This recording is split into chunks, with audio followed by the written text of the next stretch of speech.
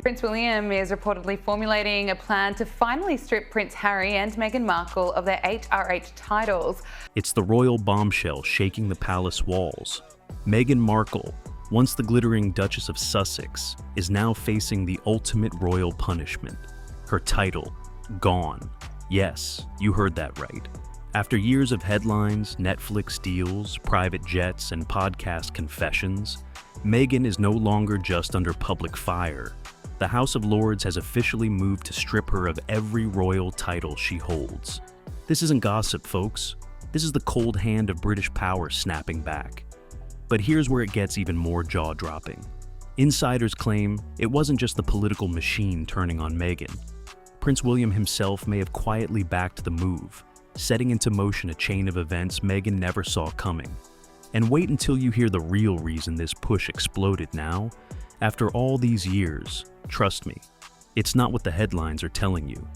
You're watching Chatter Muse, your home for the celebrity scandals they wish you'd ignore.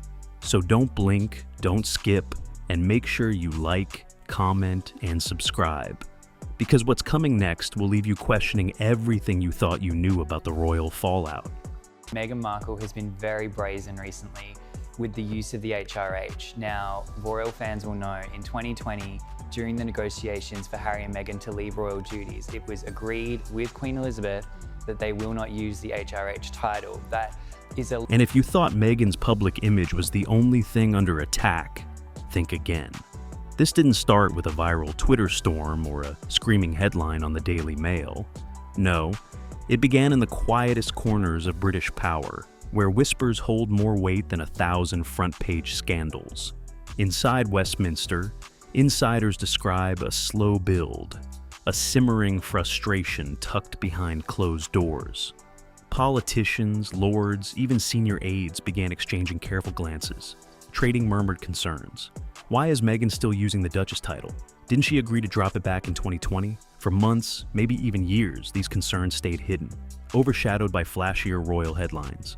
Oprah interviews, Netflix documentaries, Spotify deals, public spats.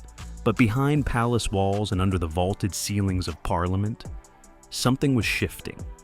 It wasn't about Meghan's latest fashion choice or PR stunt. It was about institutional respect. About whether a woman who walked away from royal duties still deserved to carry a title dripping with centuries of British history. And here's where it turns from gossip into genuine political drama.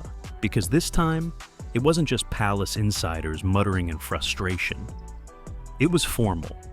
We're talking about a real petition, placed squarely in front of the House of Lords, the oldest democratic chamber on earth. A move that signaled the upper ranks were tired of waiting for the monarchy itself to act. Let's be clear, this wasn't some dramatic family squabble or tabloid-fueled outrage. It was the British system, the cold, calculated machinery of governance, deciding to take matters into its own hands. And for Meghan Markle, that shift marked the beginning of a storm she may never have expected. The fuse was lit, and the Nigeria trip set it blazing. At first glance, it looked innocent enough. Meghan and Harry, all smiles, dressed in elegant traditional attire, shaking hands with military brass, making speeches on global issues. But here's the kicker. They weren't on an official royal visit. Not one government office had approved the trip. No Foreign Office sign-off, no Buckingham Palace blessing, no diplomatic briefing. To the House of Lords, this wasn't just an awkward photo op. It was unauthorized diplomacy, the kind that turns royal traditions into chaos and risks unraveling centuries of careful political balance. Imagine it. Two ex-working royals, no longer tied to the crown, suddenly appearing on the world stage, acting as if they still carried the full weight of the monarchy behind them. For British officials, this wasn't just a line crossed. It was a red flag. Meghan and Harry's Nigerian adventure blurred every boundary between private citizen and royal representative. It threw the crown's carefully guarded neutrality into question and left diplomatic insiders scrambling to explain how this could even happen. And remember, this isn't just about protocol, it's about power. Royals aren't supposed to freelance on foreign soil because every handshake, every speech, every smiling photo can be read as an official endorsement. By going rogue, Meghan and Harry didn't just stir up gossip, they ignited a full-blown political headache. So, when the Lords took aim, they weren't reacting to a single scandalous headline. They were responding to what they saw as a dangerous pattern, one where Meghan, by holding on to her Duchess title, blurred the lines between influencer and institution, personal ambition, and public responsibility. And if you think this trip was the only strike against her, think again. Because what came next would drag Meghan's every public move under the harshest, most unforgiving spotlight yet. And just when tensions couldn't get any hotter, Meghan delivered the line that set the whole matchbox ablaze. It happened at a Beyoncé concert, of all places. Cameras caught Meghan laughing, carefree, tossing out a playful, "You know I'm Sussex now." To the screaming crowd, it was just a cheeky moment, another viral clip in a sea of celebrity glitz. But behind the stone walls of Westminster, oh, it hit very differently. For the House of Lords, this wasn't harmless banter. It was mockery. That single sentence, they argued, summed up everything wrong with Meghan's public persona. She wasn't treating the Duchess of Sussex title as a solemn, historic role. She was treating it as a brand, a catchy label to sprinkle into red carpet jokes and influencer chatter. And let's be blunt, this wasn't just about a joke. To British officials, it was about intent. Here was a woman who'd stepped back from royal duties, claimed independence, and then turned around and used her title as a punchline, all while building a multi-million-dollar media empire. It was the final slap in the face, the confirmation that Meghan had crossed from Duchess to celebrity, from royal responsibility to Hollywood swagger. What might have passed as a silly moment to fans became, in Parliament's eyes, a symbolic collapse of royal dignity. If the Duchess title was now little more than a punchline at a pop concert, what did that say about the institution itself? What did it say about the monarchy's ability to protect the meaning of its titles, its legacy, its power? With that viral clip, the whispers turned to open outrage, and the machinery of British law began grinding forward with unstoppable force. Because once a noble title becomes a meme, it's only a matter of time before the system moves to erase it for good. But behind the smiles, the speeches, the red carpets, this scandal boils down to one thing: money. Because Meghan and Harry didn't just step away from royal life to live quietly in California. No, they stepped straight into multi-million-dollar deals with Netflix, Spotify, and their personal brand, Archewell. And here's where the outrage takes shape. Those deals weren't just about content, they were soaked in royal branding. The Sussex name wasn't just a family marker, it was a global trademark. The House of Lords knows the law well, specifically the 1917 Royal Titles Act, a rule designed to stop exactly this kind of situation. Title holders are forbidden from using their noble status to line their own pockets. Royal titles are meant to serve the institution, not sell documentaries or rack up podcast sponsorships. And let's not forget, even Queen Elizabeth herself had to personally intervene when Meghan and Harry tried to trademark Sussex Royal on merchandise. That's right, mugs, hats, tote bags, you name it. It was a rare moment when the Queen drew a clear line in the sand, signaling that the monarchy was not for sale. For Parliament, the message is blunt. You cannot turn royalty into reality TV and expect the crown to look the other way. Meghan's defenders may cry sexism or unfair targeting, but to the Lords, this isn't personal. It's constitutional. If the nobility becomes a commercial brand, the monarchy's authority weakens. If titles turn into hashtags and merchandise, what's left to protect? The deeper Parliament looked, the more they saw a troubling pattern. Meghan wasn't just using the Duchess title, she was monetizing it. And in their eyes, that crossed from bold entrepreneurship into outright betrayal of the trust the crown placed in her.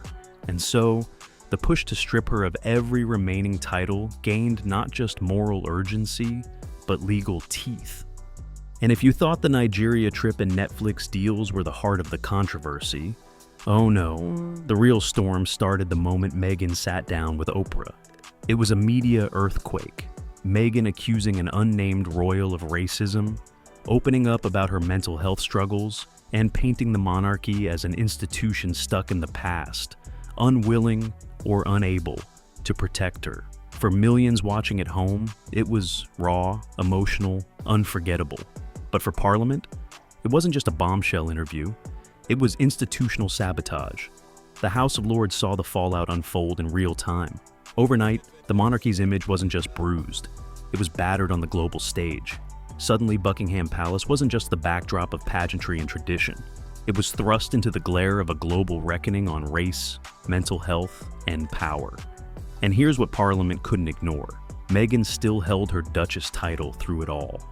But she didn't stop there. Meghan's podcast, her press appearances, even the now infamous car chase claims in New York, all fueled fresh headlines, fresh controversies, and fresh headaches for an institution that thrives on silence and stability. To the Lords, it was clear. While other royals like Princess Alexandra quietly upheld public duties without splashy interviews or streaming deals, Meghan had turned her title into a permanent spotlight, one that burned hotter with every media move. And that, more than anything, was what set the alarm bells ringing. The Duchess title wasn't being used to serve the crown. It was being used to challenge it, to reshape it, and some would say, to burn it down. For Parliament, the Oprah fallout wasn't just about bruised egos or family squabbles. It was about the monarchy's ability to survive scandal after scandal without losing the very authority it was built on. And here's where things go, from royal scandal to national reckoning. Because this isn't just Parliament grumbling in dusty old chambers. This is the British public, loud and clear, demanding action. A YouGov poll from May 2025 didn't just show mild disapproval or quiet frustration. It showed a landslide. 77% of respondents want Meghan stripped of her Duchess title. That's not just a majority. That's a public wave crashing hard against the Sussex brand. And Harry? He's not far behind. 61% say his title should be on the chopping block too. For a couple that once captured the world's hearts with their breakaway love story, that's a staggering fall from grace. Here's the real kicker. This backlash isn't divided by politics or age or class. Conservatives, Labour voters, young, old, they're remarkably aligned on this. The message is simple. If you walk away from royal duty, you walk away from royal privilege. No special exceptions, no halfway in, halfway out arrangements. For years, commentators and critics said nothing would ever change, that the monarchy would huff and puff, but ultimately do nothing. But now, the public has forced the establishment's hand. Parliament can no longer hide behind royal tradition or diplomatic politeness. The voters have spoken, the polls are undeniable, and the political machine has no choice but to act. What started as a private family split has now become a public mandate, one that could permanently reshape not just Meghan's future, but the future of royal accountability itself. But let's cut through the noise, because at its core, this isn't just about Meghan Markle. It's not even just about the Sussexes. This is about the very survival of the monarchy. For the House of Lords, the issue goes far beyond one duchess's media deals or one couple's rebellious streak. It strikes at the heart of what the monarchy stands for, a centuries-old system built on duty, tradition, and the delicate balance between symbolic power and political neutrality. Here's the hard truth. If royal titles can be mocked, commercialized, or weaponized for personal gain without consequences, then what's left of the institution's authority?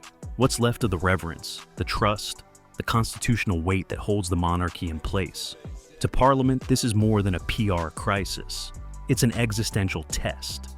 Because if Meghan walks away with her Duchess title intact, after the deals, the documentaries, the diplomatic scandals, it sets a dangerous precedent. It tells future royals that the crown's traditions can be bent, reshaped, or outright ignored in the pursuit of fame, fortune, or independence. And that's why the stakes here are so explosive. This isn't just Meghan versus the palace. This is celebrity versus institution, personal ambition versus constitutional order.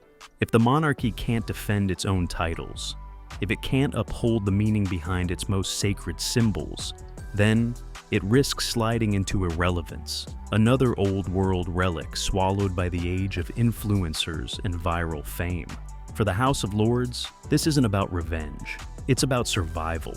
And the question hanging over all of Britain now is chillingly simple. Can the monarchy hold the line? Or has the Meghan Markle saga cracked it open for good? Meghan and Harry wanted freedom. And, they grabbed it with both hands. They left the palace gates behind for California sunshine, swapped royal duties for media empires, and built a global brand fueled by podcasts, documentaries, and headline after headline. But here's the twist no one can ignore. All of that success still leans on a royal title they no longer serve. And now, that title is under siege. The House of Lords isn't acting out of pettiness or old grudges. This isn't some aristocratic tantrum. It's a cold constitutional reckoning. A line drawn in the sand that says, you can't play both sides. Meghan Markle, the Duchess of Sussex, stands at the crossroads of two worlds. On one path, the gilded history of the monarchy. On the other, the wild frontier of Hollywood celebrity. And soon, the system may force her to choose, because the days of having both may be numbered. So, what do you think? Should Meghan be allowed to hold on to her Duchess title while running her media empire? Or has she crossed a line that demands real consequences? Drop your take in the comments. We want to hear every opinion. And remember, this royal drama is far from over. You're watching Chattermuse. Hit like, smash that subscribe, and stay locked in, because we're only scratching the surface of the royal fallout still to come.